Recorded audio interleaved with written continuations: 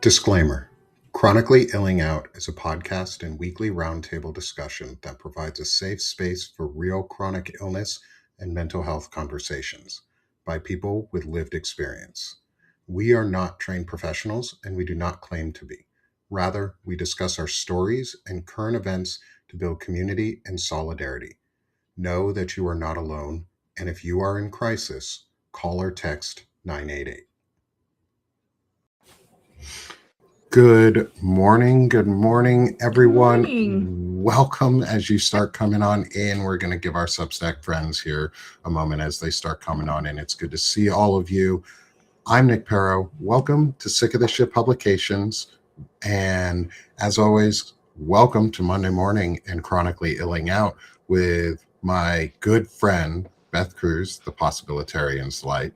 We'll have Doc Steph Wilson, joining us here again shortly. They've got some internet issues going on. She's in a new place, and they're setting up a new internet for her.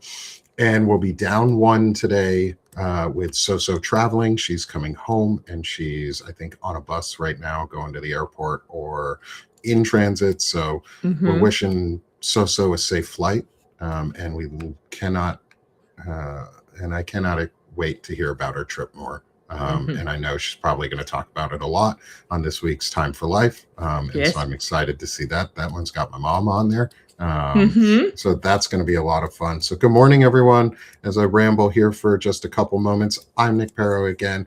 This is Chronically Illing Out, and we are joined today by a new friend and someone who I hope to learn from and am excited to meet and talk to.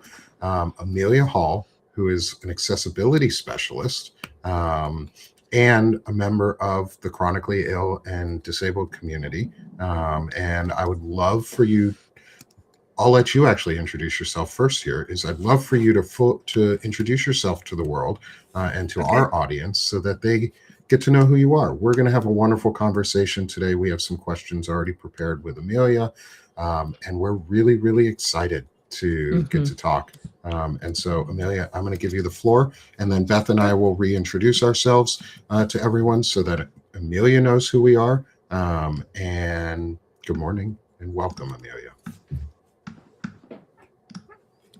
Thank you so much. So like Nick said, I'm Amelia Hall. I have a Substack called Trailblazing with CP. And I do have cerebral palsy, so I am disabled. And in addition to that, I also work as an accessibility specialist. So I teach people about the ADA and disability inclusion and basically how to treat people with disabilities with dignity and respect and things like that. So super happy to be here. I love that. We're so glad to have you. Yeah, Beth, do you want to introduce, as I'm scratching my leg over here and my head's off screen, do you want to introduce yourself this morning and give just a little background to who you are and your connection with the disability and chronic illness community? Yes, I'm Beth Cruz. I have several chronic illnesses. Fibro, psoriatic arthritis, gouty arthritis, the list goes on and on. And I came on Substack to write and share my story of trauma. And what I ended up doing is hooking up with some great humans here that share a lot of the same issues that I have and who can relate. So, and I am also going to be joining the disability community for democracy in their work. So I'm looking forward to being a part and doing all the things. That's what's going on. Nick, that's it. That's Monday. Sorry, I had myself muted because I was typing and I didn't want the clicky clacky in the background. We're trying to help Steph get back online if she can. Like I said, her internet's down. They're doing some Wi-Fi swaps at her new place, and so hopefully she's able to come back and join us. If not, we're still going to have a great conversation. And I'm Nick Paro. All of you know me, but for Amelia, I am a disabled Army combat veteran. I suffer from fibromyalgia, radiculopathy, chronic migraines, and other symptoms in that area. I have spondyloarthritis and different things. I live in pain, and it really sucks. And I finally did the radical acceptance thing and decided that this isn't going anywhere, so I either accept it or there's no other path. And so I've been working as much as I can to advocate for myself and for others. I think that there's a lot of issues in our healthcare systems, both the veteran healthcare system and the civilian healthcare systems, that are incredibly damaging to all of us. And I'm proud to say that I get to work alongside my good friends, Steph and Beth. And yay, Steph is back with us. Awesome. I get to work alongside my good friends, Steph and Beth and Soso, to host shows like this and talk openly and create a community around ourselves and our disabilities and our chronic illnesses, and accept that it's okay, that we have them, and what we do to live with them, and how we survive in our individual stories, and how we make life joyful and continue forward. And I'm also really proud to work alongside Naida Green and the Disability Community for Democracy. I'm going to be stepping into Naida. Can I announce what we talked about last week? Say yes in the chat if I can. I'd love to make sure that I can announce this before anything. Okay, awesome. I am going to be stepping into a role on the as the director of framing for the Disability Community for Democracy, and will be framing. I'm framing myself in a beautiful way. Strike a pose, Nick. Hold on, I'll strike an even better pose. Listen louder, hear more. You can find it on the Sick of This shop, which is sickofthis.shop, which is now a much shorter URL for all of you. Just sickofthis.shop if you want to get your own t-shirt. But I'm going to be stepping into the director of framing for media operations and outreach to support the growth and expansion of the disability community, so that for democracy, so that we can have a major impact. And Naida and I have been spearheading the efforts around the Olmsted memo that has just come out, that came out a couple weeks ago, and we've been spearheading the efforts on making that visible and the calls to action for Congress. And so really excited to have you here. I hope that gives you a good introduction of who we are. Oh, Doc Steph, can you introduce yourself, my friend? Oh, yes. I am Stephanie Wilson. I have chronic migraine and chronic fatigue, and I'm in the midst of moving states. And I host Freedom Over Fascism fireside chats, which provide a deep understanding of the human what we do as humans to get us to this moment. I'm still working on that framing, and I'm still on the great hiatus, but I'm coming back pretty soon, and the framing will be better, and I'll have better words, and I'll have great guests. And now let's talk about me and talk about Amelia. Yes. Absolutely. So Amelia, I'll start off with our first question that we have in our list question, because I think that might be a really good opening for you. Sure. To talk about how your life and who you are is. What is something that is most often misunderstood about living with CP? So I think the biggest thing is that there are a lot of resources for kids with CP. and parents who have kids with CP and things like that. But what often happens is when those kids with CP become adults with CP, the resources fall off the map, and there aren't resources for adults with CP. I do think it's gotten a little bit better over the years, but it's unfortunate that people seem to think that they don't realize that kids with CP become adults with CP.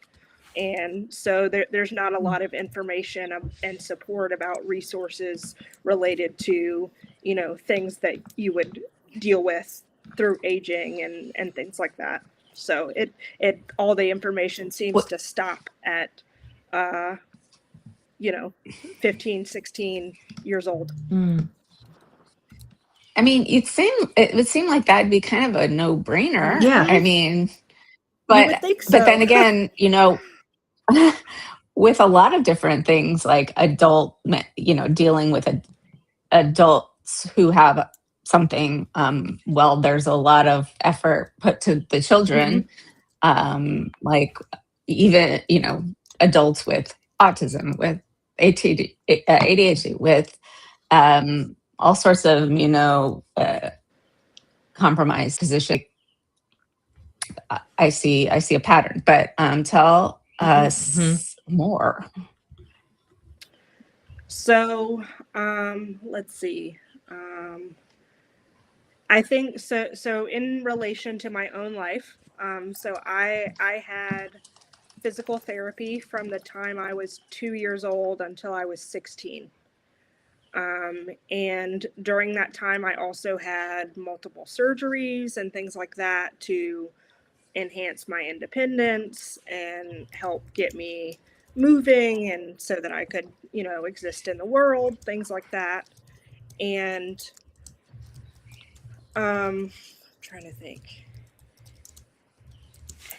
There was so much guidance. I mean, and I don't fully know this because I was a child and I wasn't my parents, but it seems like there's a lot of information about, okay, how do we support kids with CP? But then, you hit that 18 mark and things change drastically. So for instance, I had Medicaid up until I was 18 because of the fact that I have a disability. And I remember I went and got reevaluated when I was a freshman in college, and they basically came back and said, you're not disabled enough to qualify, which was surprising because I used to walk independently. Now I do use a walker, and for longer distances I use a wheelchair. And so I guess from an outside perspective, I could maybe see why. At the same time, it blows my mind because I've dealt with this my entire life. It's not going away. The pain has gotten worse over time. I experienced chronic pain, and I didn't start experiencing that till I was about 15 or so. But there's no resources on that. There's no, hey, what do we do about this? How do we help people, live better lives and things like that. So it can often feel like you have the support and then you hit a certain age and it just sort of, it's gone, and you have all these questions, but nobody knows the answers. Wow. Yeah, somehow that's not as surprising to me as it might be. No, it's not. It's just so disturbing. It just continues to be so disturbing that we're still here, not knowing how to deal with chronic illnesses that people are suffering from. And so you became an accessibility specialist, and this is I did. the follow-up that I had on this one was, how has this shaped your view on accessibility and care support for yourself, but also for let's focus on the maybe kids transitioning into adulthood, because Okay. that is really often underspoken about. It is. And when Yeah. when those resources change from your parents' medical insurance to Hmm. either not having any or your own, and your parents helping you support you, Hmm. is how have your views since becoming an adult and growing through that system? How has that Hmm. shaped your views on accessibility and care support? So one of the biggest things I have realized over the last probably 5 or 6 years is being disabled is expensive. And Yes. I don't know if that's something that people really understand. And I'm going to give you an example of what I mean. So I have a almost 5-year-old son. And when I was pregnant with my son, I reached a point in my pregnancy where I needed to start using a wheelchair to prevent falls, to just keep me and my son safe, which was fine. And I did that, and went through the process of getting my wheelchair and things like that. At the time, I was living in a house that had stairs outside, but it was one level once you got inside. And I remember talking with medical providers saying, okay, this is my situation. What do you propose we do? And they talked about, there are outside wheelchair lifts that you can install, that will help, that if you have stairs, you can put next to the stairs and you'll be able to get where you need to go, kind of thing. And the big sticking point was, I said, okay, how does that work with insurance? And they said it doesn't. And I said, excuse me? And they said, it's considered a luxury. And I said, you're telling me that it's a luxury for me to be able to get inside my own house? And that was very surprising to me. I was fortunate that I had family around who could assist with that, and we were able to get it in place and things like that. But I do often think about the individuals that don't have those resources. What do those people do? Do they have to say, okay, I yeah. So it just, I didn't realize how expensive living with a disability really is. And I think that's really become more evident to me as I've gotten older, as I've had more specialists that I see, as my mobility needs have changed. It's expensive. Yeah.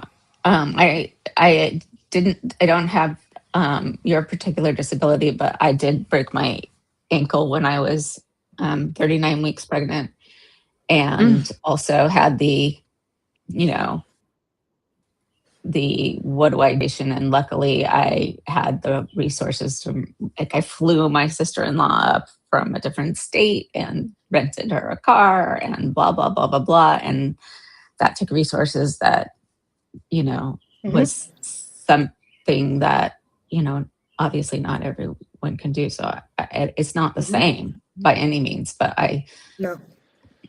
do So recall being, immobile as a pregnant person. how did that experience help shape the work you're doing now, I guess, as an accessibility specialist? So I think one of my biggest lessons, so I want to give a little bit of background, just so Hmm. people can sort of know how I got to where I did. Can you So also, while you're doing that, just tell us what an accessibility specialist is? Like, what do you do, sure, as part of that sure. conversation? So in my role as an accessibility specialist, I teach. So I work for a bank specifically, and I teach employees of the bank about the ADA, the Americans with Disabilities Act. I teach them about disability inclusion, and I give them resources on how to appropriately interact with people with disabilities, which you would think is common sense. You would be surprised. The kind of things that people don't think about. But I focus on making sure that when individuals with disabilities come into the bank, they have accommodations they need. So large print statements, if they get bank statements and they want them in large print, or they want their statements in Braille, or they need a sign language interpreter. There's a myriad of different things. But back to sort of how I got there. So I majored in psychology in college, and always saw myself wanting to be a mental health therapist. I ended up getting my master's in social work. And once I completed that, I did work as a therapist for about a year. And I realized through that work that even though therapy had helped me personally in my life, I realized that I was too empathetic and I brought too much home with me to be the therapist that people needed. And so, after about a year, I kind of, shifted gears a little bit. And, disability has always been something that interested me. I think obviously because it's my life, but then obviously, when I was a senior in college, I started speaking to elementary schools around the area and talking to young children about disabilities and bullying, and how it's important to, accept people who are different from you, things like that. And so what happened is I pivoted into the disability space. I worked for the state as a vocational rehabilitation counselor for 5 years. So in that role, I was helping people with disabilities find employment. And I really enjoyed that, but I quickly realized that being in front of having a public facing job was just very taxing for me in terms of dealing with the public and things like that. And so when I wanted to switch things up, I thought, okay, how do I stay in the disability space but take a bit more of a back seat? And so that's how I ended up in my accessibility role in my current role that I'm in.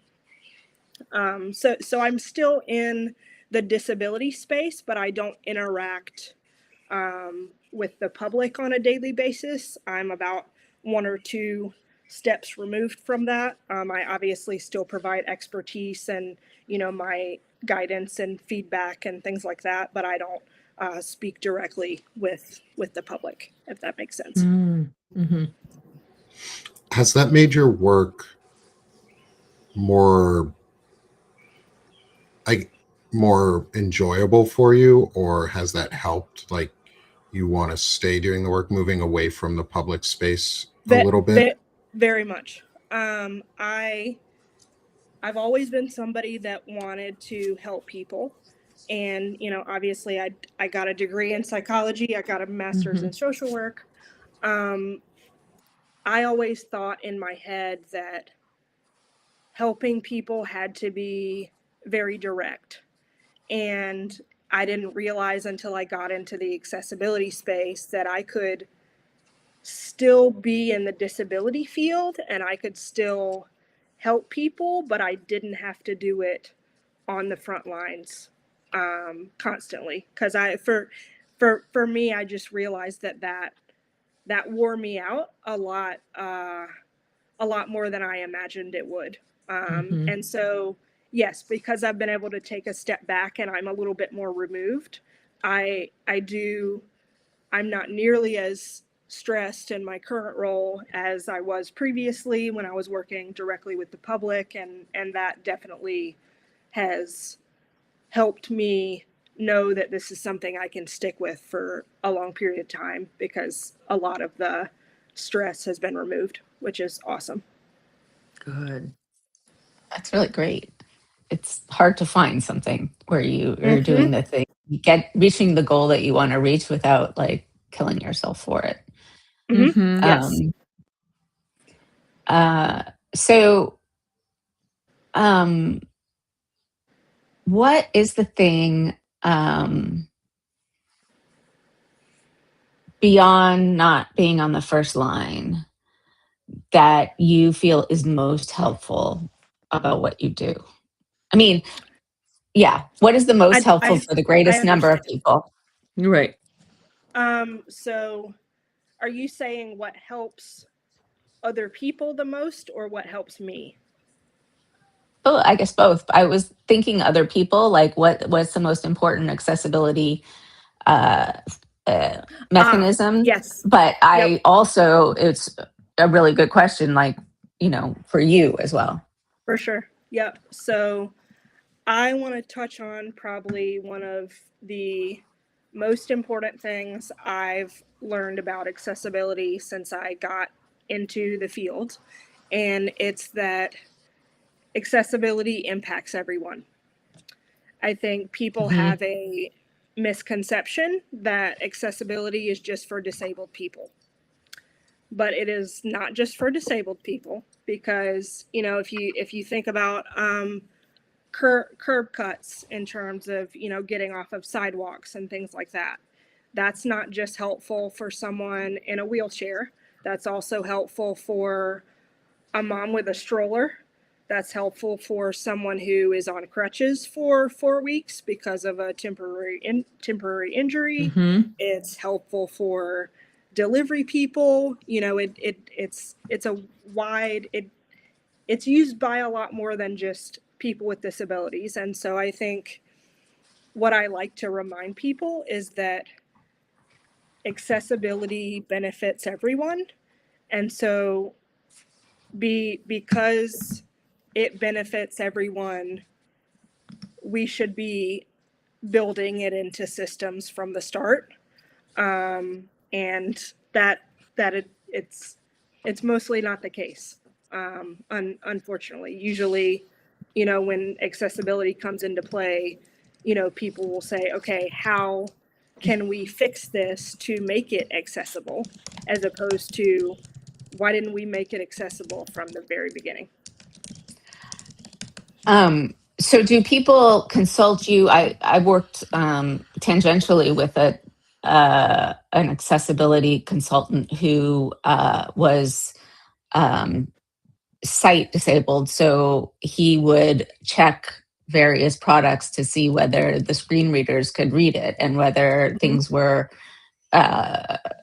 going to work in advance. Is that something that you do, or is that still something that's really just getting started? So I specialize in physical accessibility. So that is automatic doors, it's sign language interpreters, large print documents, things like that. The team that I am on currently, it shifted in February, but before February, I was part of an accessibility team, and there were other people on the team who did the digital side of accessibility. So they, tested apps with screen readers and websites with screen readers to make sure that, all that was compliant. I don't know if you guys have heard of WCAG before, but those are basically the digital accessibility standards. And so that's what people follow or try to follow when they can. And obviously that's the hope, but someone in the disability space a few years ago talked about the importance of progress over perfection in terms of accessibility, and I really relate to that, and I think it's I think it's a good place to start. And so I think it's always important to talk to people where they are in terms of where they are with their journey with accessibility, and not exactly berate them for, hey, why haven't you done X, Y, and Z thing? But like say, okay, this is where you are. Here are some steps you can take to move slowly in the direction that you want to, because at the end of the day, progress is still progress. May I I love that. ask? Before you Sorry, jump in, Nick.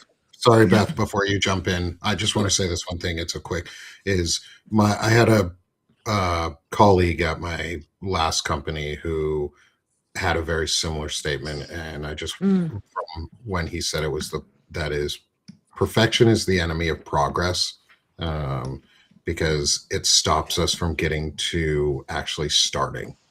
Right. Yeah, I tell my kid all the time, the perfect is the enemy of the good. But progress over perfection is actually a recovery statement from people with substance, from the recovery For sure. community. And I think it works for, All of just us. about everything. Right. Right. Yeah. Right. Beth, I Amelia, cut in on you.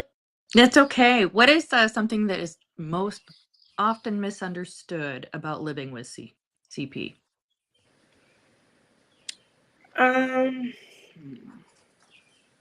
I think one thing that's not talked about enough is the chronic pain that can often accompany CP. So like I mentioned earlier, I started having chronic pain when I was 15. I'm in my 30s now. That has obviously continued and has gotten worse as I've gotten older. But I don't think, I don't even know if that's something that people realize is a symptom that people with CP deal with. It does depend on the kind of CP you have. So I specifically have spastic cerebral palsy, which means that my muscles are, so I like to use the analogy of taking a rubber band, right? And if you take a rubber band and you stretch it as far as it possibly can right before it breaks, that is what my muscles feel like 24/7. Oh my God. That's awful. Yeah. So chronic pain is very, very real, and a very common experience for people with CP. How But has not that? some. But sorry, go ahead. No, go ahead. I was just gonna say it's a common experience, but it's not something that I don't think it's common knowledge. I don't think it's something that people automatically associate with cerebral palsy, but it is, especially now that I'm in my 30s, it is the most debilitating part of my disability, for sure. How has that shaped your views about living with CP? Or what? I'm sorry, and your views of accessibility and your care support? I think, I'm gonna kind of sidestep just a little bit, but I will answer your question. Sure. So one of my biggest pet peeves.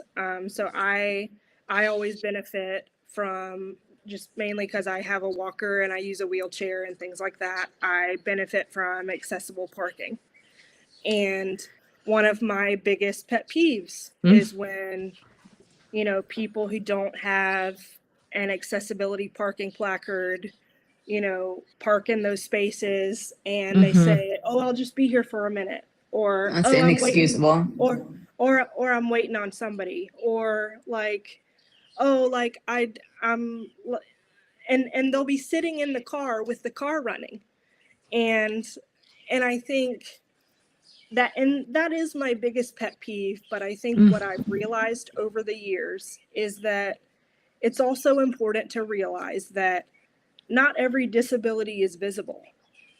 Yet, yes, I have a very visible disability, but there are people, walking and talking that you see out in the world that you would have no clue are disabled. Yeah. Mhm. Mhm. I'm a prime example. Yeah. Yeah. Steph. Sometimes and- me. Yeah. And so I think with that, I've realized that even though that is probably my biggest pet peeve, I also need to be careful with that, because you don't know what people are dealing with. And Yeah. somebody could be using that spot, and they could be using that spot because they faint easily if they overexert themselves, and so they don't want to be super far from a building that they're trying to get into, that sort of thing. So that's more of a lesson to myself, I guess. Yeah. Yeah. That I don't always need to jump to that conclusion of being frustrated. I think that's a good I- one for all of Mhm. us. All right. Yeah. My parents sometimes talk about how they've forgotten they came to visit and they forgot their placard. And Mhm. so, and we didn't park there, but Mhm.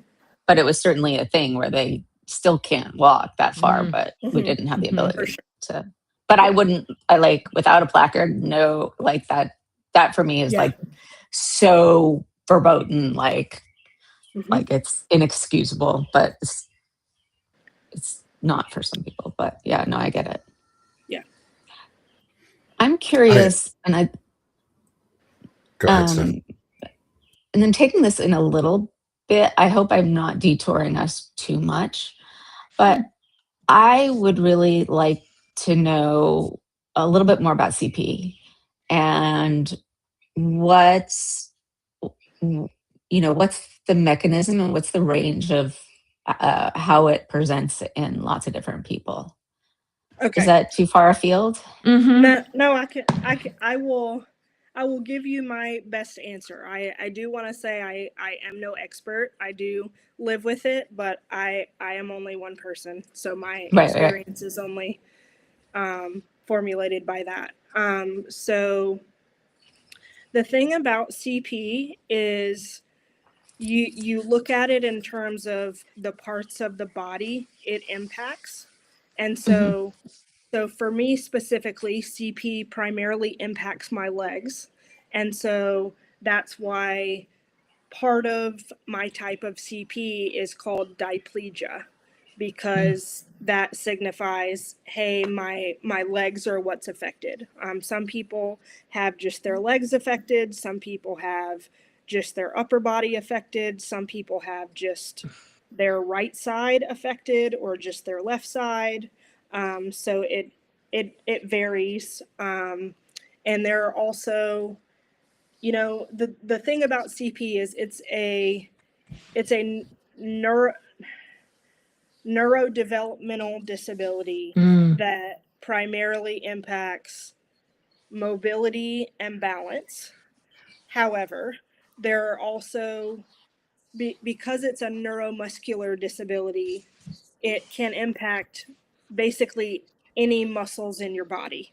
So for instance, there are some people who have difficulty with speech. They have CP and they have difficulty with speech because of, muscles associated with speech and things like that. There are people, with CP who have to use assistive communication devices in order to communicate and things like that.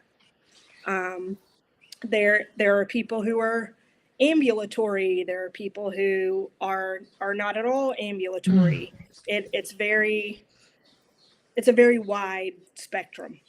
And I think you can say this with more than just CP, because I've heard it said about more than just CP. But when you've met one person with cerebral palsy, you've met one person with cerebral palsy.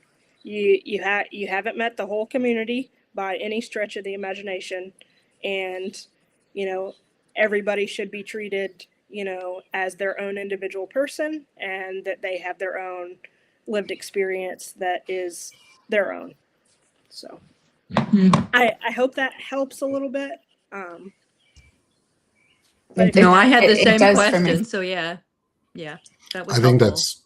I think that's really a good way to remember it too, is if you've met one person with any of our disabilities too, is you've only met one. Like we are a very, very diverse group, no matter what. Like our disabilities present differently, our conditions have shades of the same presentations, but aren't always the same. And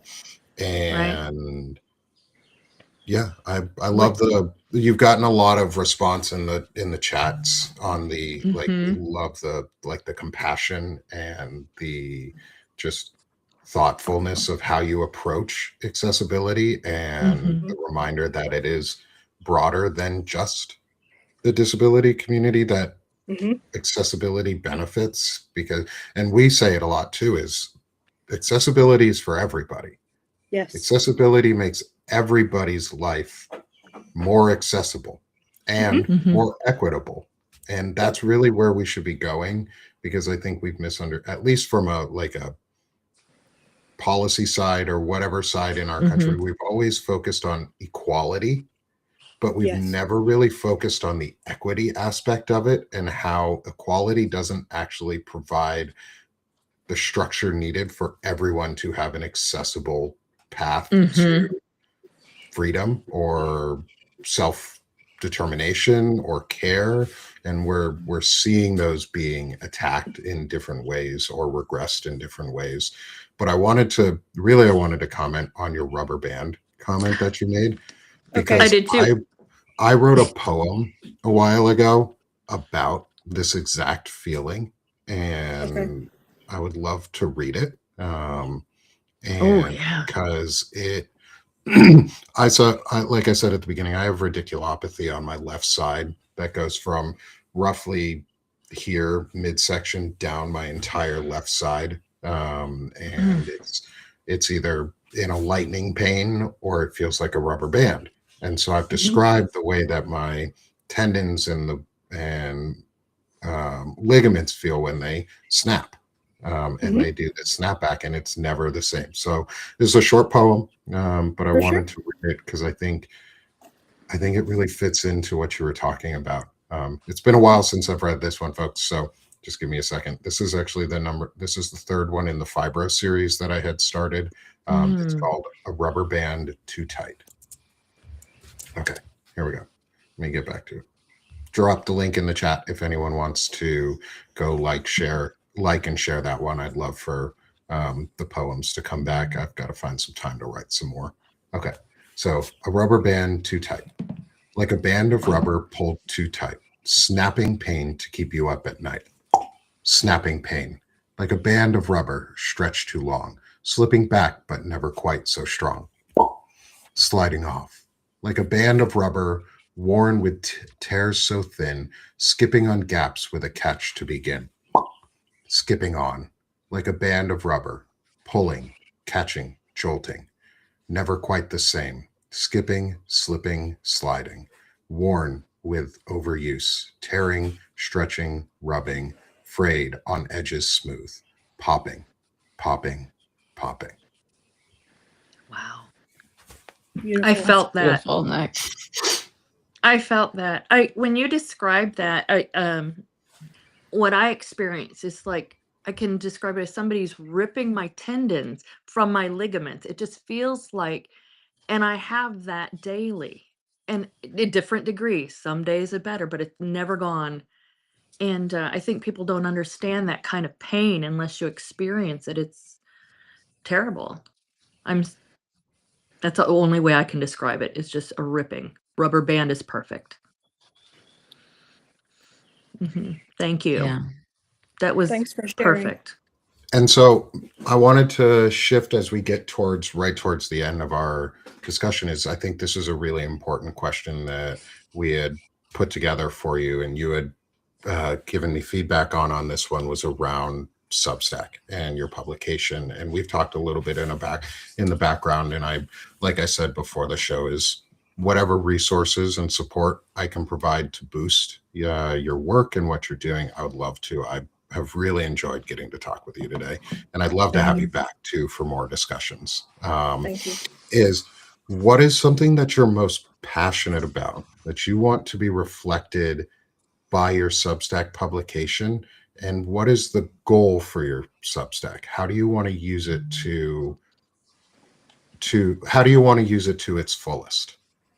So this is very broad, but my main goal is disability inclusion and educating people about disabilities, but also helping people see that disability is a normal part of the human experience. It's not something to shy away from. It's not something to push to the side. It's something that needs to be talked about. You know, one of the Substack pieces that I wrote is titled "It's Time That We Talk About Disability," and it's around. It's specifically around the importance of talking with young children about disability and explaining what differences look like and things like that. And so that's very broad in terms of my goal. I also am in the process of writing a essay collection of basically what it's like to live with CP, that, you know, talks about my different experiences, you know, ranging from my childhood experiences to, you know, what did adolescence and college look like, to I became a parent, and what does it mean to be a parent and have a physical disability, things like that. So I think my biggest goal is to get as much awareness around disability in general, but also CP as I possibly can. And it took me a long time to actually accept the fact that I have a very, very important message to share with people. And I want as many people to hear that as humanly possible. And I have always been most comfortable with writing. I've been a writer ever since I was a kid. And so obviously the hope is to hopefully write a book. But at the same time, I also, I love doing things like this. It's a great way for me to spread awareness and things like that. So my main goal is visibility, to be honest. I love that. Wonderful. Well, I do too. whatever we can do to help. I know I've read through pieces that you've been putting out. I love the collaboration that you're doing with others and boosting others' work and having them write and tell their own stories. And I think that's wonderful. And one easy thing that we can do as creators in this community to help not just Amelia, but others that we find really incredible who want to get these stories out and want to have visibility, is if you're a creator on Substack, you can cross-post articles and not repost, but actually cross-post them, where it cross-posts them in their original with just a little blurb at the top from you and drives all of the traffic directly to the original creator who put it out, and bring real visibility without having to really put your own spin or added visibility into it, and just drive traffic for each other. So when I see things, I will start also cross-posting on my platform so that we can get this visibility out for each other. And it's a small thing we can do that is freely collaborative, and brings new people into each other's audiences. And that's what we're trying to do here. This is a space for collaboration over competition, because when we all succeed, we all succeed. And yes, none of us want to be billionaires. None of us want that side of it. We just want to succeed and be comfortable and have our basic needs met and be able to pursue life, liberty, and the pursuit of happiness. You know, that whole pursuit of happiness thing is we want that. And so come help us pursue happiness with each other. Like, help us pursue life and If you haven't already hit the subscribe button in the top corner of the screen, make sure you subscribe to Amelia. And you would get Steph, myself, and Amelia. Beth is missing only because Substack limits us to 3 creators per per live, which is really a limiting functionality. Substack, you regressed on that feature set because it used to be we could invite as many as we wanted, and that was really inclusive of you, but now you have excluded so that we cannot do the same anymore. Substack, I'm calling you out on that, and I will continue to say it because it sucks. It's stupid. Do better. Do better. And also, they don't better. work well with others, and they need to do Yeah. better on that too. Yeah, and please add a disability community, like a disabilities Yes. category Substack. Yes. Like, I know Naida has been talking about that a lot. I think we all need to be talking about that more. Is there's no specific category on Substack for disabilities. There are mental health categories, there's wellness, but there's no specific category for those of us with disabilities. And those of us And we who need to are- find each other. yeah, who are geared Right. towards disability writing and visibility and accessibility and this community. It would be cool, Substack, if you weren't ableist and you added in a disability section so that we could more easily find ourselves and y'all could more easily find us too. Stare. Stare at yourself. No, sirs. No, sirs, ma'ams, and others who are there in Substack. You will not make us invisible. Nope. And so we are right at the top, almost right at the top of the hour. We've got about 4 minutes left. What we're going to do here is we've got a slightly different transition today for our meditation. This one is a watch and listen again, as always, but there's no words today. There's no words today. This one is music. It is beautiful, cute animals. We're going to have just a wonderful little, because this has been a wonderful conversation and we love to start our days and our week on such a positive note. That's why I do this first thing in the morning on Mondays, is because it lets me start my week on a really high note and with really incredible people. And so thank you, Amelia, for being here. Thank you.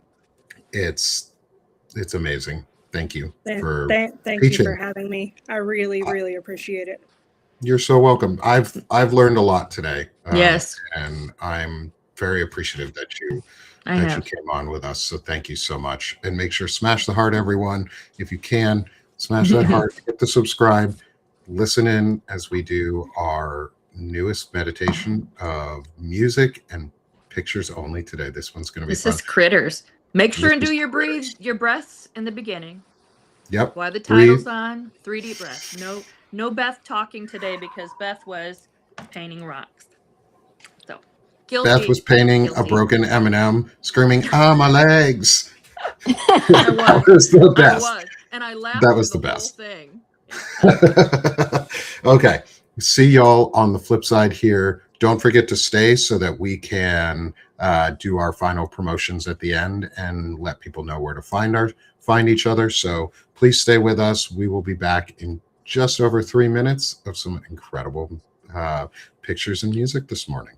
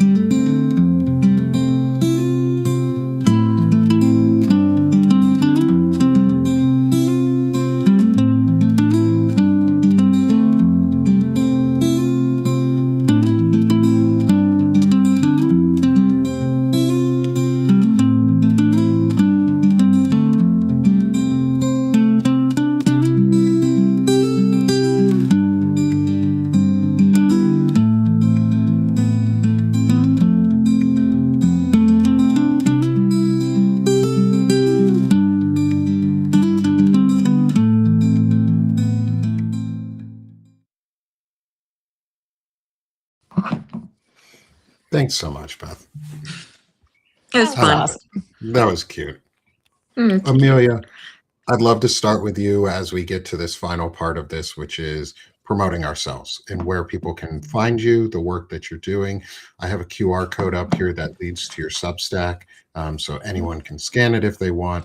But Amelia, give a final promotion for yourself today.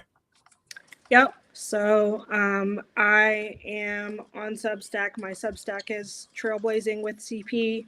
The CP stands for cerebral palsy. I write about living with a disability and being a parent with a disability to a kiddo with autism, and all sorts of different stuff. Like I said, I'm working on writing a memoir as well. If you want to follow along on that journey, I'd really enjoy having you. So thank you so much. Thank you. Thank you for being with us today. And thank you for accepting my invite. And I think it was NeuroD in the chat. I think NeuroD was the one who introduced me to you, who tagged me in a post. And if it was, thank you so much. If it wasn't, thank you to whoever it was that did, because I'm really appreciative of finding Amelia and seeing the work that she's doing. So please go support her, go subscribe to her. Paid or free subscriptions. I don't know if you have paid subscriptions open, but if you can. I do, yes. Okay, awesome. If you either- can, either help one- support her either work. one is great. Help support her work however you can. We know times are tough and rough right now for a lot of us. We're all trying to work through it. So support those that you can, and support those that you know who are doing incredible work. And Amelia, thank you. Thank you for being here with us. This has been so much fun. Yes. I love the hearts. We get the hearts that come out. Love the heart. Love the hearts. Oh, Steph's works today too. Yeah. Oh, look at it. Oh, I love I it. know, and I'm on the laptop too, so hey. Yay. Hey, look at that. Okay, here we go. Is Beth, we have something new for your QR code today. I did it, folks. I did it. Yay. Got the new image up for Beth. Please go Thank subscribe you. to my friend. Beth, promote yourself too. Please come and support me. I've been doing, and I'd love for you to join me on this journey. I'm writing. I'm now painting. My memoir has kind of been pushed aside for more important things, more volunteer work, and I'm just really excited to be here. So thank you. It just brings me joy that you guys love it. So. Thanks, Beth. Love having you here. Love to you too, my Brings friend. me joy. Brings me joy. I love you guys. Love you so Steph. much. How about you, my friend? So, hi, I have a show and podcast, Freedom Over Fascism, that most of you know about. And I use the tools of curiosity to understand how power and the human nature affect our reality. And I'm looking for new ways to talk about that every time. So that's why you'll hear me do different comments on what it is. Great hiatus will end soon. And I would love it if you would come check out my page, freedomoverfascism.us. There's a lot of conversations on there that are always relevant. I don't do breaking news stuff.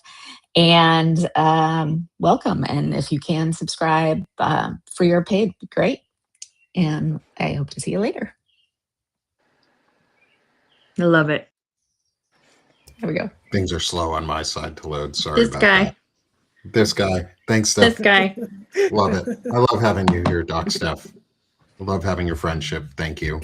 And your insights are wonderful.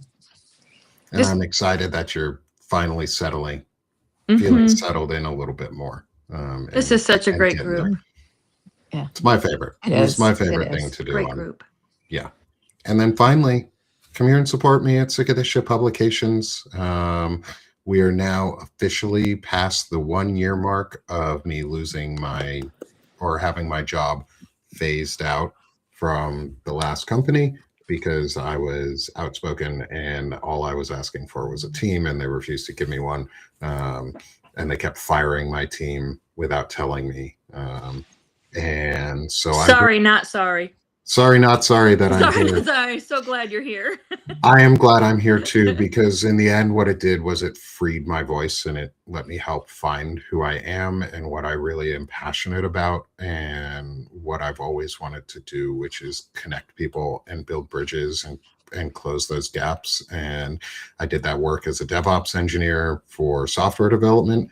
And now I get to do that work here with my friends and in a more visible way, because I was tired of being invisible. And so I'm here. And so we've made this incredible journey together. I couldn't have done it without any of you. Like I literally could not do this work without you guys in any way, shape, or form. It's amazing the help my friends, Beth and Steph and Soso have given me, my other friends in the background, all of this community. Like, this is why I'm here. I've been listening louder so that I can hear more.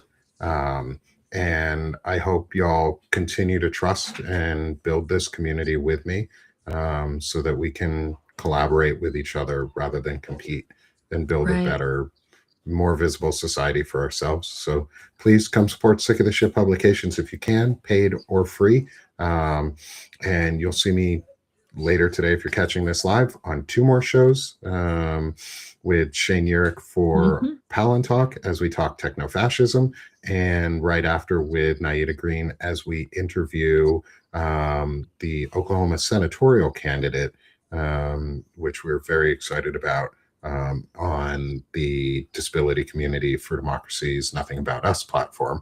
Nothing About Us Without Us. And I'm so excited to be there for that. So everyone, go have a great day.